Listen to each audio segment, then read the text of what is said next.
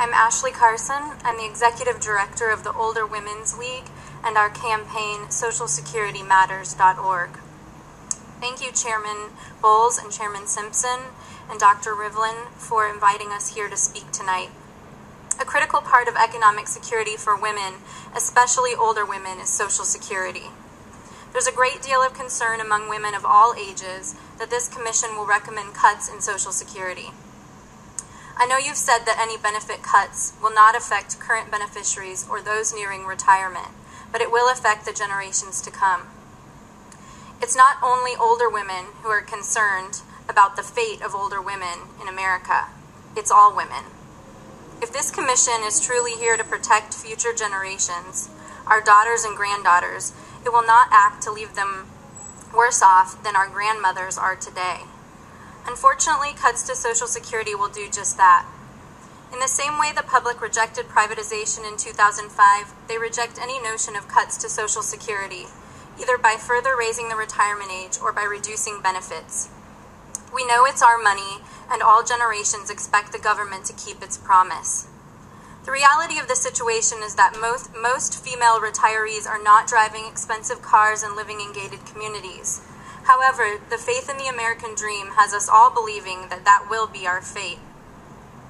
Right now, nearly half of women 65 plus who live alone are poor. While the average Social Security benefit is $13,800, women receive about $2,000 less on average. It's above poverty, but barely. $11,800 is not enough to survive on, and for a growing number of older women, it's all they have.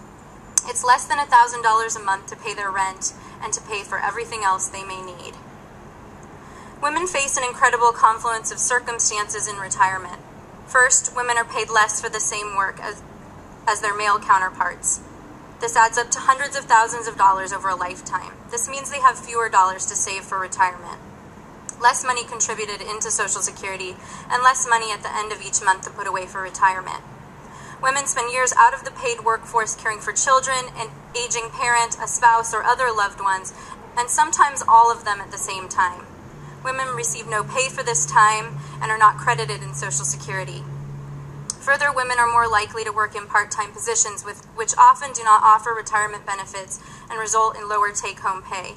Finally, women live longer, which means we have to make our money stretch out and last longer. Cutting Social Security won't remedy these problems, it will only exacerbate them. Adjustments to Social Security's retirement age sound to non-experts like a work incentive or an appropriate adjustment for longer, healthier lives, when it is simply an across-the-board benefit cut, albeit disguised, which falls heaviest on those who are in physically demanding jobs or who find themselves laid off and unable to find employment. While an economist, lawyer, or member of Congress may find it easy to delay retirement, the same cannot be said for auto workers, coal miners, nursing assistants, and housekeepers. Due to the changing workforce, unemployment later in life, and the vast increase in age discrimination claims, it's clear that raising the retirement age for Social Security is not a viable option for the American people. Numerous studies have documented that improvements in life expectancy, including life expectancy in retirement, have been skewed in favor of those with higher incomes and more education. For men, most of the improvements in life expectancy in recent decades have occurred among the higher income and more educated, with lower income and less educated men seeing little or no change. In the case of women, overall life expectancy has stagnated, with lower income women seeing declines in life expectancy and upper income and more educated women seeing modest improvements.